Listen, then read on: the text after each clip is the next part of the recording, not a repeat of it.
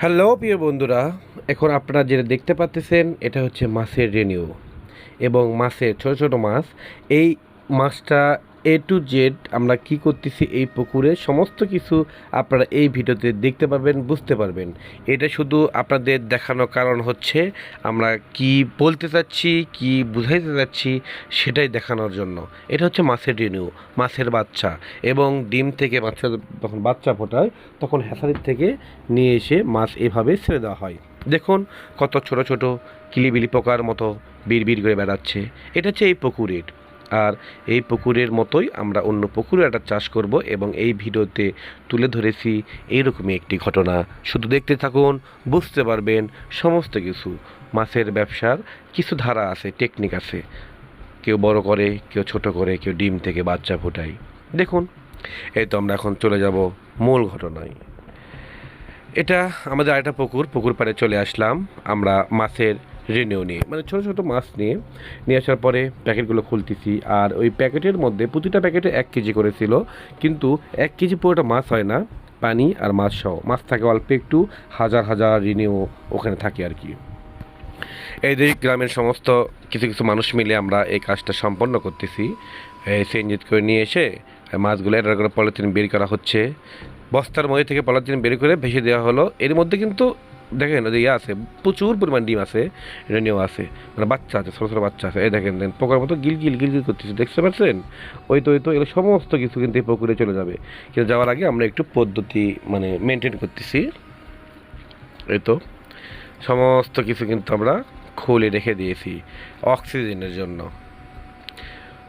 ওই এই তো আরও আছে, আগে সমস্ত কিছু আমরা রেডি করে নেব। এই তো দেখতে পাচ্ছেন, এটা আমাদের পুকুর। এই পুকুরে আমরা এই মাছগুলো চাষ করব। আরও আসি। এই তো একটু ভিতরে পানি ঢুকে দিয়ে ছেড়ে দেওয়া হচ্ছে।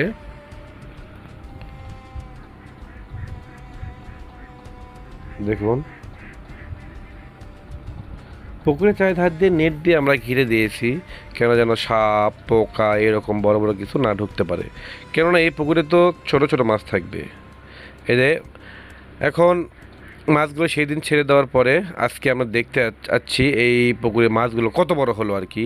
আজ থেকে ঠিক 15 দিন হচ্ছে বয়স।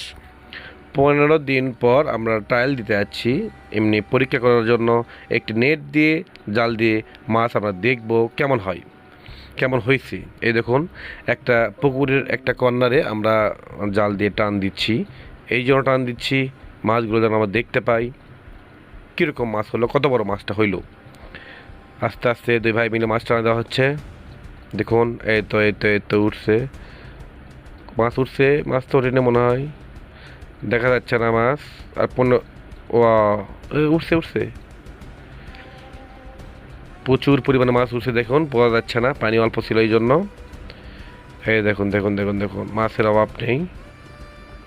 এই দেখুন, ওয়াও, প্রচুর পরিমাণে দেখুন খালে কত বড় হয়েছে, দেখছেন? হ্যাঁ, ছোট ছোট রিনিউ ছিল। দেখ মাশাআল্লাহ, অনেক ভালো, অনেক বড় হয়েছে। পুকুরে মাছগুলো খুব ভালো সুন্দরভাবে এই যে চলে যাচ্ছে। আমি ছেড়ে দিলাম মাছগুলো। এই তো দেখুন, শুধু মাছের পোনা আর পোনা, মাছের বাচ্চা। এইভাবে মাছ চাষ করা হচ্ছে। বড় হলে আপনাদের অবশ্যই দেখাবো, মাছ ধরা দেখাবো। ভালো থাকবেন, সুস্থ থাকবেন।